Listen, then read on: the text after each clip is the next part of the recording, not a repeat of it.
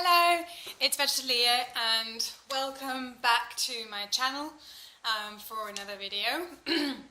Before we get into the video, please like, comment, share and subscribe to this channel if you like the content, and if not, subscribe anyway because you never know. And well, yeah, please support this channel so that we can get some good content going, and I'll be seeing you around. The topic of the video today, oh no, before we actually get into the topic of the video, can we please appreciate that I'm actually looking like a real human being today? So I don't wear makeup, that's a fact, so my face is looking the same as usual.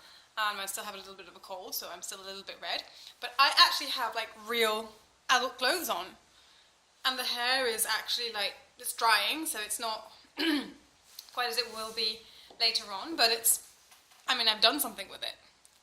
So I just think that we should take a little moment to appreciate that, because it's not going to be all the time. Don't get used to this, is my message. So moving on to more serious matters. The topic of the video today is one that I always hesitate to talk about, even in real life, just because it's a difficult one, and I don't know, it's one that I don't know how people are going to take, really, I guess, is what I'm trying to say. And the topic is going to be my perspective on everything around the veterinary practice, and I guess animal exploitation and the status of animals in our society as a whole, but from the point of view of a vet, and also going to take my experience of different stages of my life to give you guys a bit of a backstory as to how vets view animals and exactly what contexts they're in, and what mindset they are brought into, and just everything that surrounds the interaction between vets and animals. I've decided to split this into different parts because I'm pretty sure that I'm going to have a lot to say, and I don't want to flood you guys with a video that's going to be 3 hours long. And so I'll be doing several parts to this, starting with, and I think that's the best way to go. I haven't really, as usual, I don't really plan videos, but I do think it's better for me to start things chronologically. And so today I'll mostly be talking about veterinary studies and how the status of animals is viewed during our studies, and how that shapes us as students and just people to view animals and view veganism and view all of those topics. To give you a little bit of background, I graduated as a veterinarian, so an animal doctor for those who don't know, in 2014. The studies over here are 6 years long. For personal reasons I had to do 7, but so 6 years of studies, during which we study basically 3 years of what a healthy animal is, and then 3 years of what a sick animal is, because before you can determine or judge or treat what is abnormal, you have to know what is normal. And during those studies, were time and time again confronted to the status of animals in our society. And I think this stems into 2 different ways. There's clearly, during our studies, there are production animals, so cows, pigs, chickens, any animal, any species that is used for production of animal products, whether that's meat or other derivatives of animals. And then on the other side there's companion animals, and with cats, dogs, horses are more and more transitioning to the companion animal side of things, and then also rabbits are now in that category more and more, but there are some species that kind of fit into both. One example being rabbits, because there are countries where rabbits are still consumed. Belgium is still a consumer of rabbit, even though definitely the numbers have decreased dramatically. But there are still some species that have a sort of hybrid status, or at least an evolving status. And you can see a difference in mentality that is tremendous between the two. And that is something that is strange to me. So it seems it's widely accepted. Like during our studies, there are these two categories of animals, and the way we see them and the way we treat them is completely different. One is a machine to produce as much as possible, and there is at no point do we discuss, is this useful, is this necessary? And I think the reason behind that is if we really delve into it, we would realize that no, it's not necessary. So why on earth would we be doing all of this? And I realized that as young, impressionable students, we enter into these studies and are told, these are machines, these are actual living beings that we care about, these being cats, dogs, horses, and all that jazz. And we just integrate this into our mind and have completely separate brain parts to think about one or the other. And I know that's a reflection of society in general, because we're taught from a very young age that we eat these and we cuddle these. But I feel that as vets and as people who genuinely love animals, because I know 99% of people that start off with vet studies do it because they love animals. But it's such a paradox that the very people that are supposed to love animals the most are the ones that are literally mechanizing them to an extreme. And you might say, right, you're commodifying a certain part of the animal kingdom, but even companion animals, we completely detach ourselves, so we are taught to consider them differently, and we are taught to, consider them in a much more, compassionate way. But still, vet studies, I feel, are very dehumanizing, and I mean that in the sense that, of course, I'm talking about non-human animals in this case, so dehumanizing is not the right word. I don't really have the right word that comes to mind, but it really makes animals seems very mechanical. Definitely the so-called production animals, but also the companion animals. That's this aspect of the body is a machine, even when we do consider that the behavior is just a part of this machine, if you see what I mean. And I feel like in vet studies there's not a lot of emphasis on the fact that every animal is an individual. There's no emphasis on this. We do still see animals as very different to us. And I feel like that's something that's really lacking in vet studies. Maybe I'm wrong, maybe there are other places where this is put in place, but I still feel that there's very much this animal-machine thing going on. Of course, you could say that, for example, vets have an obligation to make everything as painless as possible for animals, and that's something that vets take very seriously. But still, there is a commodification of animals, even within the companion animals. We castrate animals because it's convenient for us. We neuter them because it's convenient for us. We, say cut their claws because it's convenient. In the past, this is forbidden now in Europe, but we would cut their tails because they looked better to us with cut tails for some breeds of dog, for instance. And we breed some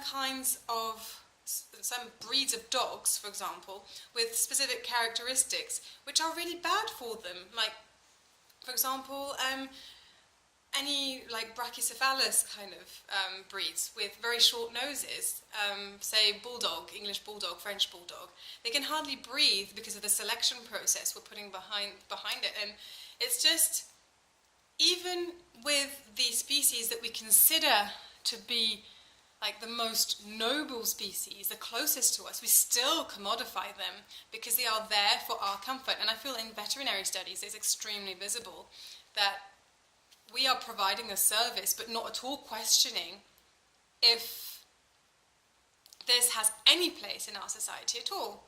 And I would really, really encourage and really think that it would be necessary to have like nearly philosophy lessons as veterinarians and to consider the status of animals, and I think that would be something that would be necessary to really make future vets reflect upon the status of animals and how they consider them. I think it's something we don't think about consciously enough in the whole of society, but I think as vets, since it's our everyday life, I think we should really be encouraged to think about it. Now, on the status of animals, I would say that definitely, for me anyway, my studies were a time where I guess learned to consider animals as machines more than anything. I learned how their bodies worked, but I forgot during those studies that very childish way of seeing things that I had before, which I have now come back to because I think it's a good way of seeing animals as individuals, as exactly the same as us, really. And I think that was a general thing. I feel like we all were so like absorbed with the precise mechanics of the body and how, like, doing this pathology, what goes on exactly and how do we solve it. It was so very mechanical that we kind of lost sight of the beautiful aspect of animals and, you know, our sheer love for them. I feel like it was, to me that was one of the biggest things. And then another thing was how our teachers, our professors, viewed veganism. Now, veganism wasn't talked about a whole lot, but there were a couple of times where it was mentioned, and I find, in retrospect, that the behaviour of our professors was appalling. The professors that did talk about it were those that were involved in production animal sciences, and they'd clearly view veganism as a threat, which, you know, I get, because if production animals were to disappear tomorrow, there would be a whole lot of vets that would have to reorientate their career. I get it. But I've heard professors just blatantly make fun of veganism, say that every argument under the sun was stupid, say that the environmental impact of animal production doesn't exist, and it's a myth, that it's, you know, but just blatantly just put that out there, saying that it's stupid. And while I don't dispute that it's necessary to look at the positives and negatives of every single situation, veganism included, I think it's extremely immature and irresponsible to be just sneering at veganism because of personal belief, rather than giving the students the chance to examine everything. Like, show the studies that show that the animal production is actually not a problem for the planet. Show the ones that do, and let people make their opinion based upon all of the science available, as opposed to showing them just one corner of the science that exists. I think that's appalling. There was clearly a bias that was very anti-vegan, or I'm not even saying vegan, because the word vegan was never even really mentioned, but anti anybody that's like daring to say that the animal agriculture sector is a problem.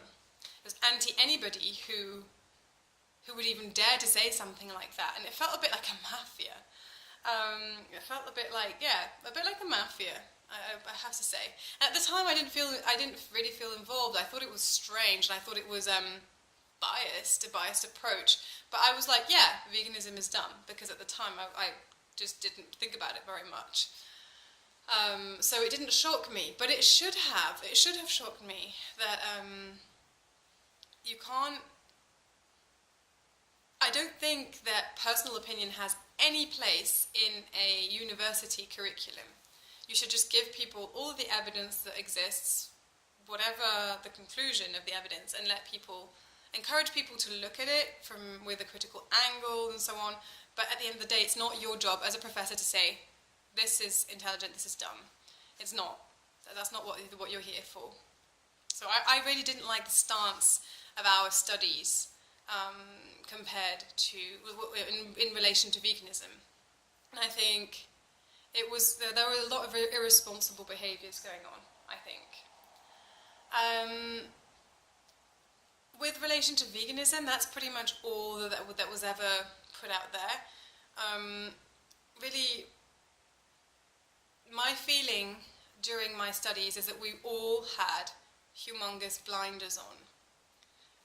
We all had humongous blinders on and had the absolute conviction deep inside, because it was never ever talked about, that even though we realised that some of the stuff that we were being taught and that we would have to do wasn't right, didn't feel right, it didn't sit right. We felt like, well, it's necessary. Like, I don't know, say as a vet you would work on a pig farm, and the sows give birth to X amount of piglets, and there's always going to be one or two that aren't very strong, and you just let them die. But that was considered like normal. Yeah, there are always going to be weaker piglets. Basically, that some of them are just put to the side and let to die because they'll never be very productive. And of course, that didn't sit right with me. Like, from the very beginning, I was like, what the hell are we doing? And I got desensitized. I was completely brainwashed into thinking, but this is necessary. This is necessary. And no, it's not. It's not necessary. We don't need pig flesh to live. We don't need pig secretions. We don't need anything. And so that piglet that's been put on the side because it's not going to be productive enough, it's going to be a loss of money, doesn't need to be there. And I feel like it totally desensitized me to all of these things that didn't feel right inside, but that I learned to toughen up about and shut up about. And yeah, I really feel that everybody goes through this process where our blinders become bigger and bigger and bigger, convinced by the fact that this is what needs to be done, because at no point do we dispute that it needs to be done. And so we're like, oh no, I don't want to see all the suffering, it has to go on, because there's no other choice. But there is another choice, and that's what I find very sad. So today those are like the main topics I wanted to talk about. This commodification of animals, even the pets, even the dogs, even the cats. I mean, you get people that come to see you and that say, oh, I'm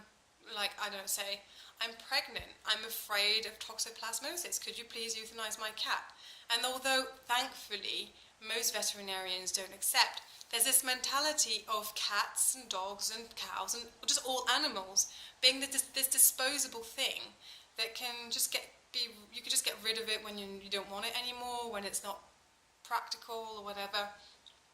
And I feel like there's this really huge problem of seeing animals as objects. And even though vets, thankfully, do have a threshold for this, I do feel like my studies tended to make me see animals as commodities more than anything, and didn't do anything to make me use my critical mind about it. And for that, I'm quite unhappy with the way my studies went. And there was this whole idea of most teachers being very anti-vegan, but in a very provocative way, I felt. And then lastly, this idea of, oh goodness, I don't even know what I said. I forgot my third point, which I talked about previously. Anyway, whatever. If you listen this far, then you know what I'm talking about. I will definitely.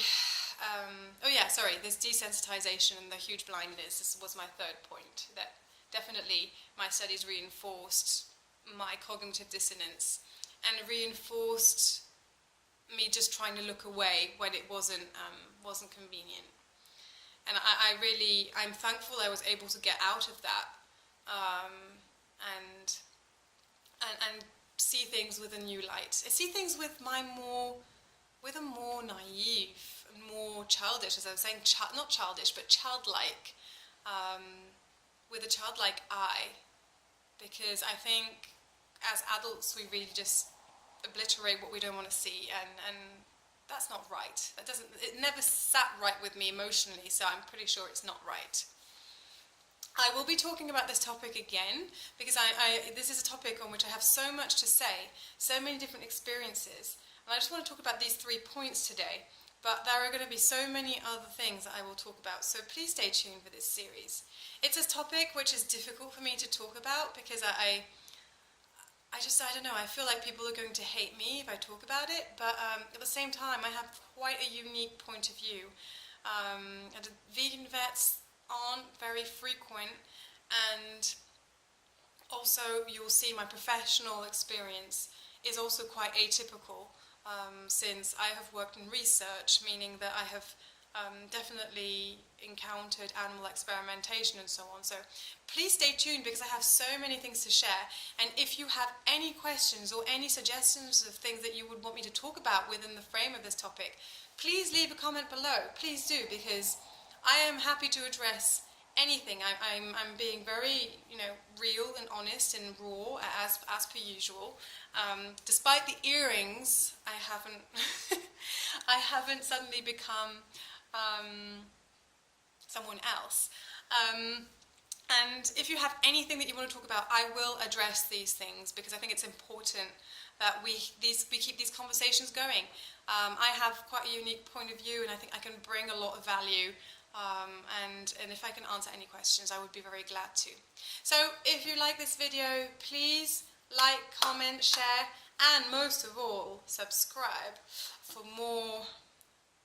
This video is vegan, so for more vegan goodness and more vegan content.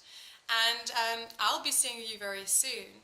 But until then, please keep rocking on.